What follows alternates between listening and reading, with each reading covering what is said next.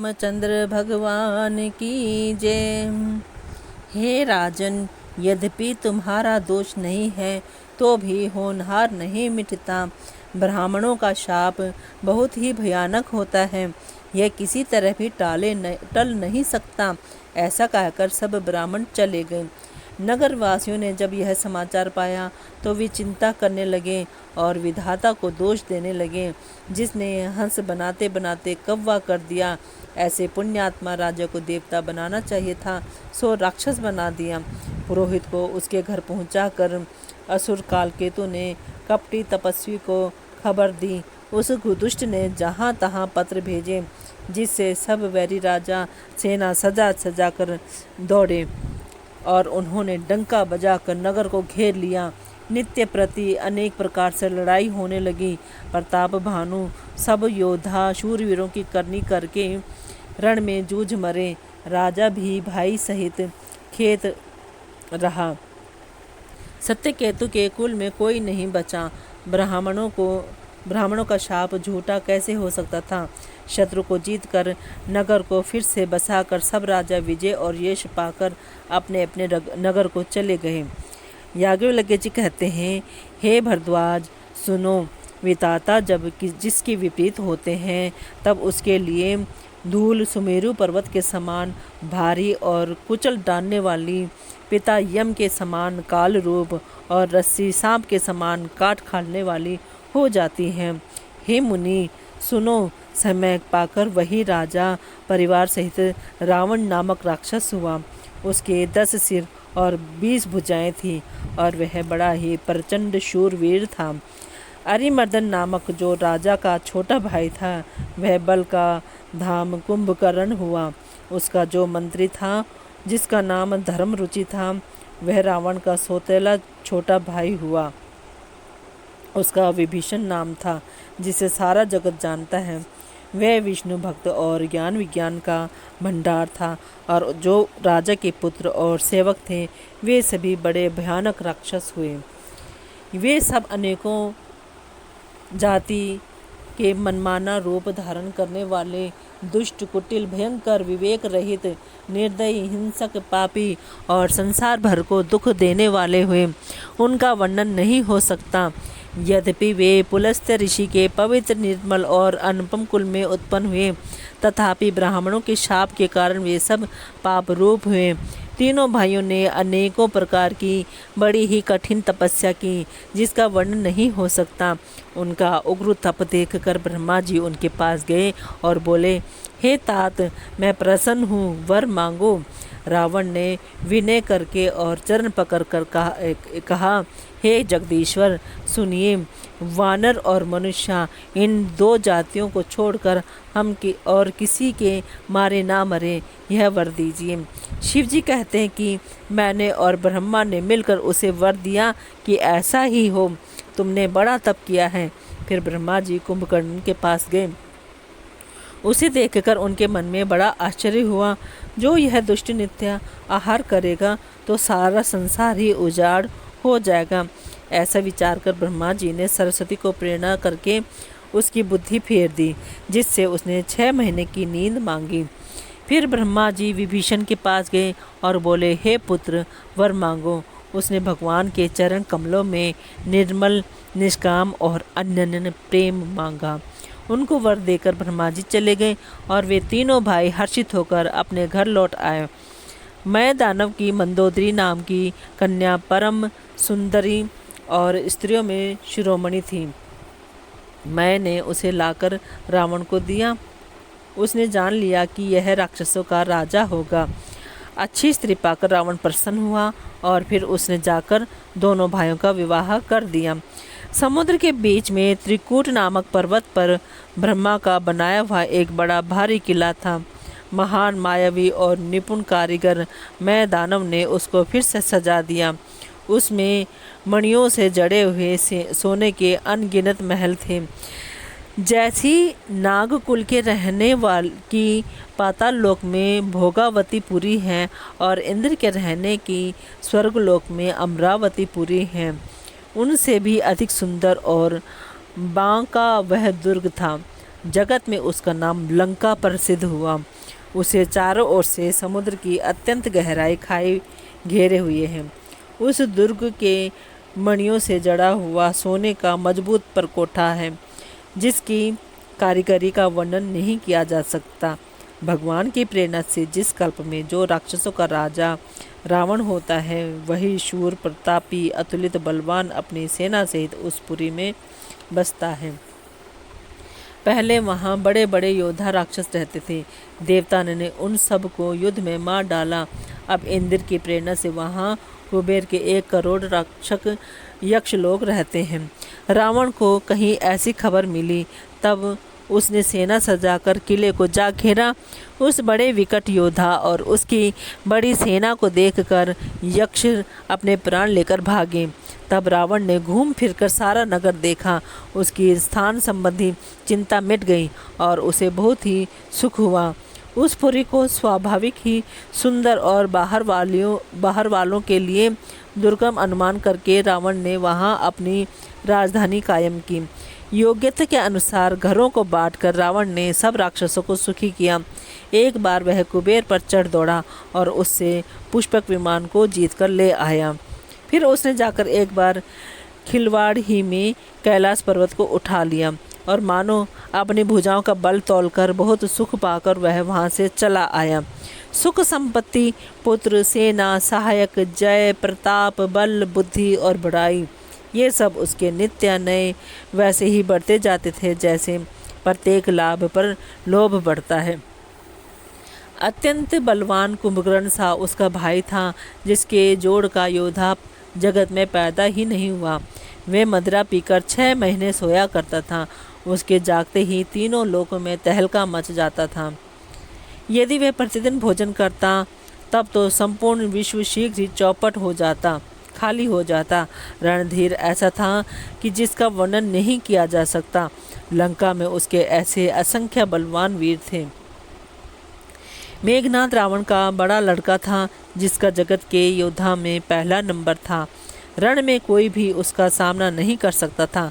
स्वर्ग में तो उसके भय से नित्य भगदड़ मची रहती थी। इनके अतिरिक्त दुर्मुख, अकंपन, वज्रदंत, धूमकेतु और अतिकाय आदि ऐसे अनेक योद्धा थे जो अकेले ही सारे जगत को जीत सकते थे। सभी राक्षस मनमाना रूप बना सकते थे और आसुरी माया जानते थे। उनके दया धर्म स्वप्न में भी नहीं था। एक बार सभा में बैठे हुए रावण ने अपने अगणित परिवार को देखा। पुत्र, पौत्र, कुटुंबी और सेवक ढेर के ढेर थे। सारे राक्षसों की जातियों को तो गिन ही कौन सकता था। अपनी सेना को देखकर स्वभाव से ही अभिमानी रावण क्रोध और गर्व में सोनी हुई वाणी बोला, हे समस्त राक्षस के दलों, सुनो, देवतागण हमारे शत्रु हैं। वे सामने आकर युद्ध नहीं करते, बलवान शत्रु को देखकर भाग जाते हैं। उनका मरण एक ही उपाय से हो सकता है। मैं समझा कर कहता हूँ, अब उसे सुनो। उनके बल को बढ़ाने वाले ब्राह्मण भोज, यज्ञ, हवन और श्राद्ध, इन सब में जाकर तुम बाधा डालो। भूख से दुर्बल और बलहीन होकर देवता सहज ही में आ मिलेंगे, तब उनको मैं मार डालूंगा अथवा भली भांति अपने अधीन करके सर्वथा पराधीन करके छोड़ दूंगा। फिर उसने मेघनाद को बुलवाया और सिखा पढ़ाकर उसके बल और देवताओं के प्रति वैर भाव को उत्तेजना दी। फिर कहा, हे पुत्र, जो देवता रण में धीर और बलवान हैं और जिन्हें लड़ने का अभिमान है, उन्हें युद्ध में जीत कर बांध लाना। बेटे ने उठकर पिता की आज्ञा को शिरोधार्य किया। इसी तरह उसने सबको आज्ञा दी और आप भी हाथ में गदा लेकर चल दिया। रावण के चलने से पृथ्वी डगमगाने लगी और उसकी गर्जना से देवर मणियों के गर्भ गिरने लगे। रावण को क्रोध सहित आते हुए सुनकर देवताओं ने सुमेरु पर्वत की गुफाएं तकी। भागकर सुमेरु की गुफाओं का आश्रय लिया। दिक्पालों के सारे सुंदर लोगों को रावण ने सूना पाया। वे बार बार भारी सिंह गर्जना करके देवताओं को ललकार ललकार कर गालियां देता था। रण के मध्य में मतवाला होकर वह अपनी जोड़ी का योद्धा खोजता हुआ जगत भर में दौड़ता फिरा, परंतु उसे ऐसा योद्धा कहीं नहीं मिला। सूर्य, चंद्रमा, वायु, वरुण, कुबेर, अग्नि, काल और यम आदि सब अधिकारी, किन्नर, सिद्ध, मनुष्य, देवता और नाग सभी के पीछे वह हठपूर्वक पड़ गया। किसी को भी उसने शांतिपूर्वक नहीं बैठने दिया। ब्रह्मा जी की सृष्टि में जहाँ तक शरीरधारी स्त्री पुरुष थे, सभी रावण के अधीन हो गए। डर के मारे सभी उसकी आज्ञा का पालन करते थे और नित्य आकर नम्रतापूर्वक उसके चरणों में सिर नवाते थे। उसने भुजाओं के बल से सारे विश्व को वश में कर लिया, किसी को स्वतंत्र नहीं रहने दिया। इस प्रकार मंडली के राजाओं का शिरोमणि सार्वभौम सम्राट रावण अपनी इच्छा अनुसार राज्य करने लगा। देवता, यक्ष, गंधर्व, मनुष्य, किन्नर और नागों की कन्याओं तथा बहुत सी अन्य सुंदरी और उत्तम स्त्रियों को उसने अपनी भुजाओं के बल से जीत कर ब्याह लिया। मेघनाद से उसने जो कुछ कहा उसे उसने मेघनाथ ने मानो पहले से ही कर रखा था, अर्थात रावण के कहने भर की देर थी। उसने आज्ञा पालन में तनिक भी देर नहीं की। जिनको रावण ने मेघनाथ से पहले ही आज्ञा दे रखी थी, उन्होंने जो करतूतें की उन्हें सुनो। सब राक्षसों के समूह देखने में बड़े भयानक, पापी और देवताओं को दुख देने वाले थे। वे असुरों के समूह उपद्रव करते थे और माया से अनेकों प्रकार के रूप धरते थे। जिस प्रकार धर्म की जड़ कटे, वे वही सब वेद विरुद्ध काम करते थे। जिस जिस स्थान में वे गौ और ब्राह्मणों को पाते थे, उसी नगर, गांव और पूर्व में आग लगा देते थे। उनके डर से कहीं भी शुभ आचरण, ब्राह्मण भोजन, यज्ञ, श्राद्ध आदि नहीं होते थे। देवता, ब्राह्मण और गुरु को कोई नहीं मानता था। ना हरि भक्ति थी, ना यज्ञ, तप और ज्ञान था। वेद और पुराण तो स्वप्न में भी सुनने को नहीं मिलते थे। जप, योग, वैराग्य, तप और यज्ञ में देवताओं का भाग पाने के बाद रावण कहीं कानों से सुन जा पाता तो उसी समय स्वयं उठ दौड़ता, कुछ भी रहने नहीं पाता। वह सबको पकड़कर विध्वंस कर डालता था। संसार में ऐसा भ्रष्ट आचरण फैल गया कि धर्म तो कानों में भी सुनने में नहीं आता था। जो कोई वेद और पुराण कहता, उसको बहुत तरह से त्रास देता और देश से निकाल देता था।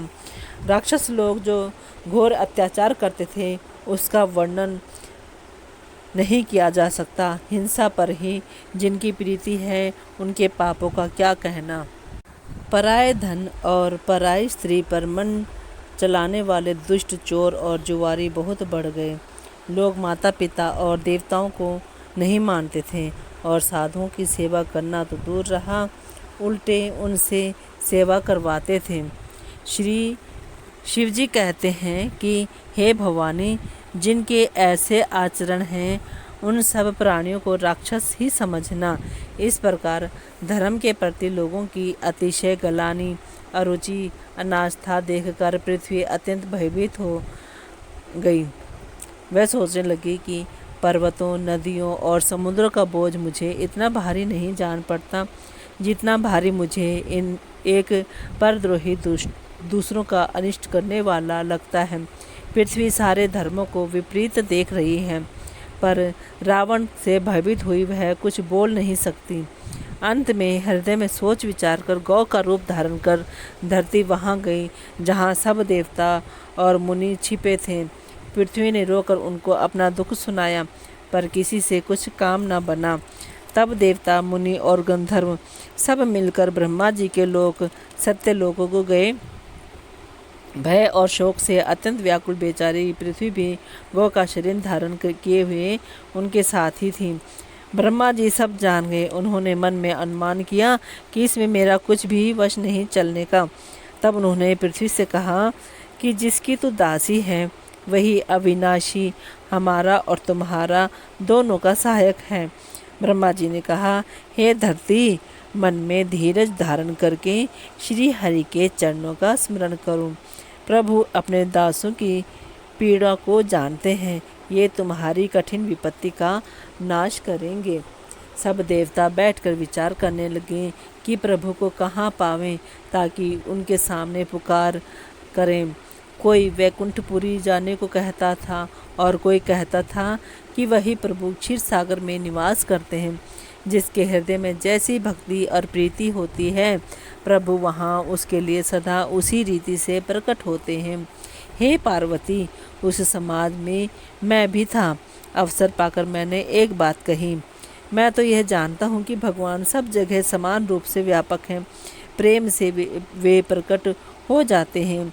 देश काल दिशा विदिशा में बताओ, ऐसी जगह कहाँ है जहाँ प्रभु ना हो। वे चराचर में व्याप्त होते हुए भी ऐसे सबसे रहित हैं और विरक्त हैं। उनकी कहाँ आसक्ति नहीं है। वे प्रेम से प्रकट होते हैं, जैसे अग्नि अव्यक्त रूप से सर्वत्र व्याप्त है, परंतु जहाँ उसके लिए अग्निमंथन आदि साधन किए जाते हैं, वहाँ वह प्रकट होती है। इसी प्रकार सर्वत्र व्याप्त भगवान भी प्रेम से प्रकट होते हैं। मेरी बात सबको प्रिय लगी। ब्रह्मा जी ने साधु साधु कहकर बड़ाई की। मेरी बात सुनकर ब्रह्मा जी के मन में बड़ा हर्ष हुआ। उनका तन पुलकित हो गया और नेत्रों से प्रेम के आंसू बहने लगे। तब वे धीर बुद्धि ब्रह्मा जी सावधान होकर हाथ जोड़कर स्तुति करने लगे। हे देवताओं के स्वामी, सेवकों को सुख देने वाले, शरणागत की रक्षा करने वाले भगवान, आपकी जय हो, जय हो। हे गौ ब्राह्मणों का हित करने वाले, असुरों का विनाश करने वाले, समुद्र की कन्या श्री लक्ष्मी जी के प्रिय स्वामी, आपकी जय हो। हे देवता और पृथ्वी का पालन करने वाले, आपकी लीला अद्भुत है, उसका भेद कोई नहीं जानता। ऐसे जो स्वभाव से ही कृपालु और दीन दयालु हैं, वे ही हम पर कृपा करें। हे अविनाशी, सबके हृदय में निवास करने वाले अंतर्यामी, सर्वव्यापक परम आनंद स्वरूप, अज्ञेय इंद्रियों से परे, पवित्र चरित्र, माया से रहित मुकुंद मोक्षदाता, आपकी जय हो, जय हो। इस लोक और परलोक के सब भोगों से विरक्त तथा मोह से सर्वथा छूटे हुए ज्ञानी मुनि वृंद भी अत्यंत अनुरागी प्रेमी बनकर, जिनका रात दिन ध्यान करते हैं और जिनके गुणों के समूह का गान करते हैं, उन सच्चिदानंद की जय हो, जिन्होंने बिना किसी दूसरे संगे अथवा सहायक के अकेले ही या स्वयं अपने को त्रिगुण रूप ब्रह्मा विष्णु शिव रूप बनाकर अथवा बिना किसी उत्पादन कारण के अर्थात स्वयं ही सृष्टि का अभिन्न निमित्तोत्पादन कारण बनकर 3 प्रकार की सृष्टि उत्पन्न की। वे पापों का नाश करने वाले भगवान हमारी सुधि लें। हम ना भक्ति जानते हैं ना पूजा, जो संसार के जन्म मृत्यु के भय का नाश करने वाले, मुनियों के मन को आनंद देने वाले और विपत्तियों के समूह को नष्ट करने वाले हैं। हम सब देवताओं के समूह मन वचन और कर्म से चतुराई करने की बात छोड़कर उन भगवान की शरण आए हैं। सरस्वती, वेद, शेष जी और संपूर्ण ऋषि कोई भी जिनको नहीं जानते, जिन्हें दीन प्रिय हैं, ऐसा वेद पुकार कर कहते हैं, वे ही श्री भगवान हम पर दया करें। हे संसार रूपी समुद्र के मथने के लिए मंद्राचल रूप सब प्रकार से सुंदर गुणों के धाम और सुखों की राशि नाथ, आपके चरण कमलों में मुनि सिद्ध और सारे देवता भय से अत्यंत व्याकुल होकर नमस्कार करते हैं। देवता और पृथ्वी को भयभीत जानकर और उनके स्नेह युक्त वचन सुनकर शोक और संदेह को हरने वाले गंभीर आकाशवाणी हुई। हे मुनि सिद्ध और देवताओं की स्वामियों, डरो मत, तुम्हारे लिए मैं मनुष्य का रूप धारण करूँगा और उदार पवित्र सूर्यवंश में अंशों सहित मनुष्य का अवतार लूँगा। कश्यप और अदिति ने बड़ा भारी तप किया था, मैं पहले ही उनको वर दे चुका हूँ। वे ही दशरथ और कौशल्या के रूप में मनुष्यों के राजा होकर श्री अयोध्यापुरी में प्रकट हुए हैं। उन्हीं के घर जाकर मैं रघुकुल में श्रेष्ठ 4 भाइयों के रूप में अवतार लूँगा। नारद के सब वचन मैं सत्य करूँगा और अपनी पराशक्ति के सहित अवतार लूँगा। मैं पृथ्वी का भार हर लूँगा। हे देववृंद, तुम निर्भय हो जाओ। आकाश में ब्रह्म भगवान की वाणी को कान से सुनकर देवता तुरंत लौट गए। उनका हृदय शीतल हो गया। तब ब्रह्मा जी ने पृथ्वी को समझाया, वह भी निर्भय हुई और उसके जी में ढांढस आ गया। देवताओं को यही सिखाकर कि वानरों का शरीर धर धर कर तुम लोग पृथ्वी पर जाकर भगवान के चरणों की सेवा करो, ब्रह्मा जी अपने लोक को चले गए। सब देवता अपने अपने लोक को गए। पृथ्वी सहित सबके मन को शांति मिली। ब्रह्मा जी ने जो कुछ आज्ञा दी उससे देवता बहुत प्रसन्न हुए और उन्होंने वैसा करने में देर नहीं की। पृथ्वी पर उन्होंने वानर देह धारण की। उनमें अपार बल और प्रताप था। सभी शूरवीर थे। पर्वत, वृक्ष और नख ही उनके शस्त्र थे। वे धीर बुद्धि वाले वानर रूप देवता भगवान के आने की राह देखने लगे। वे वानर पर्वतों और जंगलों में जहाँ तहाँ अपनी अपनी सुंदर सेना बनाकर भरपूर छा गए। यह सब सुंदर चरित्र मैंने कहा। अब वह चरित्र सुनो जिसे बीच ही में छोड़ दिया था। अवधपुर में रघुकुल शिरोमणि दशरथ नाम के राजा हुए, जिनका नाम वेदों में विख्यात है। वे धर्म धुरंधर गुणों के भंडार और ज्ञानी थे। उनके हृदय में शांक धनुष धारण करने वाले भगवान की भक्ति थी और उनकी बुद्धि भी उन्हीं में लगी रहती थी। उनकी कौशल्या आदि प्रिय रानियां सभी पवित्र आचरण वाली थीं। वे बड़ी विनीत और पति के अनुकूल चलने वाली थी और श्री हरि के चरण कमलों में उनका दृढ़ प्रेम था।